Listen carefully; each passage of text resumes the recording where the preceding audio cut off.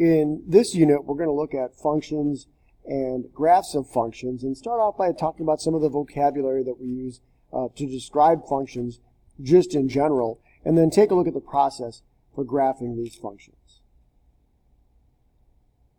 If you've got graph paper in your notebook, definitely be making use of that, and I'll include it in the notes pages and the assignment as well. So at the top of your notes page, 4 important terms, and if you want you can pause the video here and copy these in on your notes page. So the first one is the idea of a relation. And a relation is a mapping, or you can also think of it as a pairing of input values with output values. Anytime we pair inputs and outputs together, that is known as a relation. Within a relation, the set of all the input values is known as the domain. The set of all the output values is known as the range. Now, within the idea of relations, there's some that have some specific characteristics to the point where we'll give them a separate category, a separate name, and that name is function. A relation is a function if each input has exactly one output. So let's think a little bit about that. Let's move aside from math and let's just think in our world. So you walk into a burger restaurant and you take a look at the menu, and every item has a price.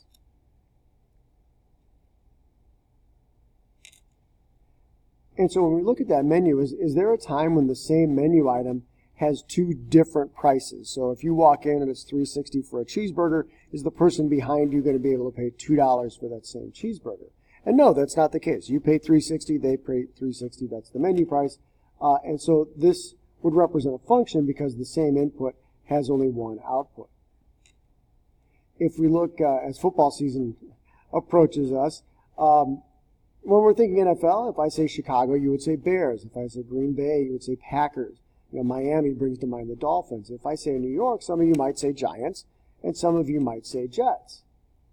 So there's a case where the input New York is paired with the outputs Giants and Jets. So that example that we just looked at is not a function, although it is a relation, a pairing of inputs and outputs. So some important vocabulary to have in place. Those inputs and outputs that we've talked about. One of those is going to be known as the independent variable. The other is the dependent variable. So the independent variable is our input. In linear functions that you worked with in Algebra 1, that was your x coordinate. And when we graphed it, that was plotted on the horizontal axis. The dependent variable is your output variable. That was the y coordinate of the ordered pair, and it was plotted on the vertical axis.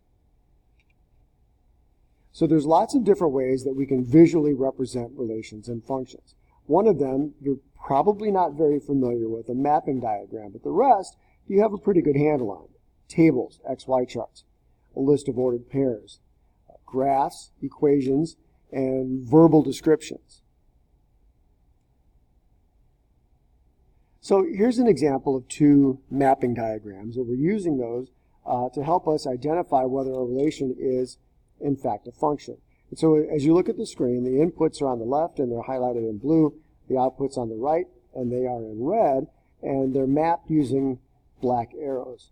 So we look at our first example where the inputs are -2, 1, and 4, and the outputs are 2, -3, 1, and 3. So in example A, -2 is mapped to 2, 1 is mapped to -1 and 1, and 4 is mapped to 3. So the question is this relation a function? So as we look at that, we can see that the input 1 is mapped onto both -3 and 1. There's 2 outputs for the 1 input, so this is not a function. In example B, the input -3 is mapped to -1. -2 for an input is mapped to the output 1. 1 for an input is mapped to the output 1. And the input 4 is mapped to -3. Now here again you have a case where there's 2 arrows converging on one item, but in this case 2 different inputs go with the same output. And this is legit. This actually is a function. There's no case where one input is paired with 2 different outputs.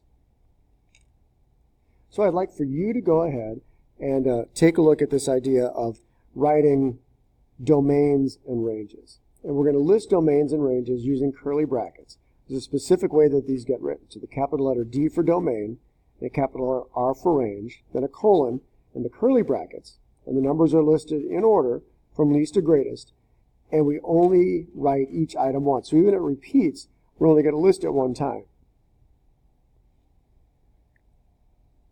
So go ahead and pause the video, write the domain and the range for this relation, and then tell whether the relation is a function.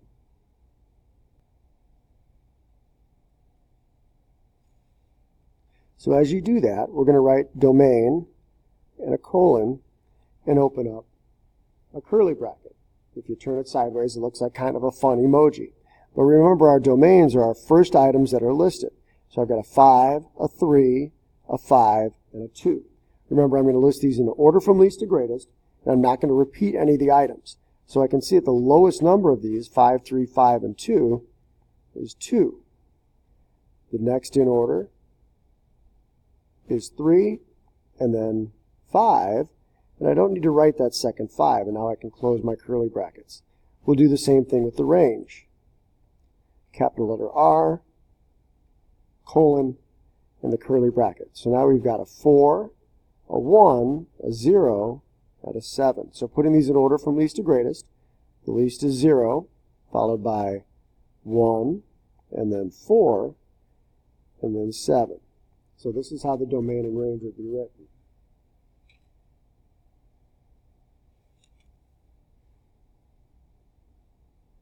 Next, we're going to go ahead and use a table, an XY chart, to graph an equation. So we're going to go ahead and come up with some X inputs, find the Y outputs that go with those, plot them on a graph, and then we'll go ahead and connect those points.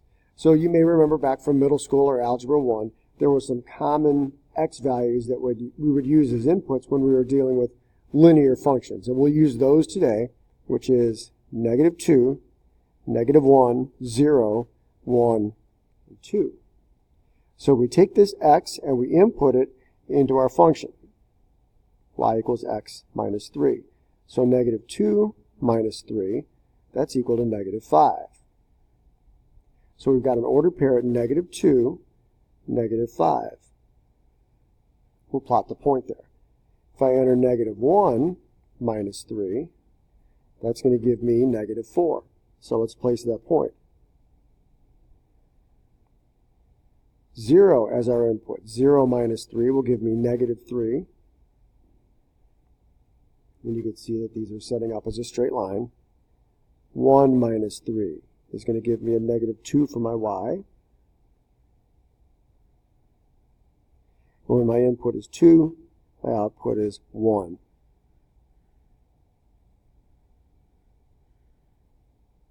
So our next move is to go ahead and use a straight edge if you need to put a straight line through these points. So this will be our process for graphing in the early part of this unit. We're making an XY chart. We're going to select some X values, input those one at a time into the function, write down the Y values. So now we've got ordered pairs of X's and Y's. Plot those on our graph, and go ahead and complete the line to draw the graph of the function. So be sure to take a moment and complete your summary of your notes, 3 things that you learned today, 2 things that you want to know more about, and 1 big question that you still have, and space down here at the bottom of the page for sketches, connections, graphic organizers, and other random thoughts.